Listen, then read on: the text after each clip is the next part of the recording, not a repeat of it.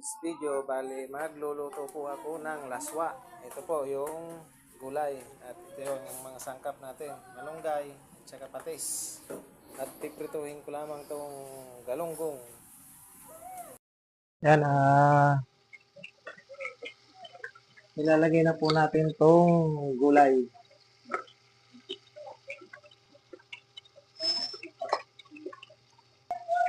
Hindi pa pala nabuksan yun.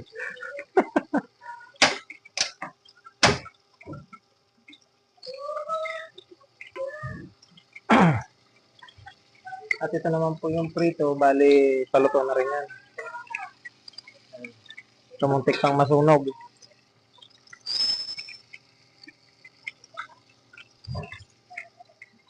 Yan na yung damit ko, wala na kasi akong pambili.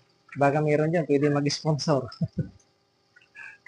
Tapos na yung aking pinaritong galunggong, so yung gulay naman po ang ating alay yan.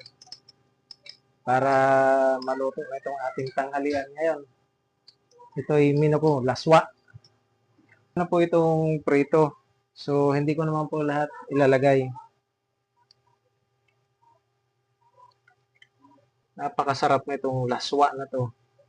Yung mga favorite nating gulay.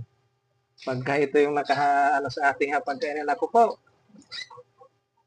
boost na naman ang ating mga kanin-kanin ito. Sira na naman ang ating diet. Ito yan, natimplahan ko na rin po yan. So, antayin na lamang po. Ito na po yung gulay ko, yung laswa. So, hanggang dito na lamang po ang aking video. At huwag po nating kalimutan mag-like, comment, and share. Bye-bye! Maraming salamat po sa inyong panonood.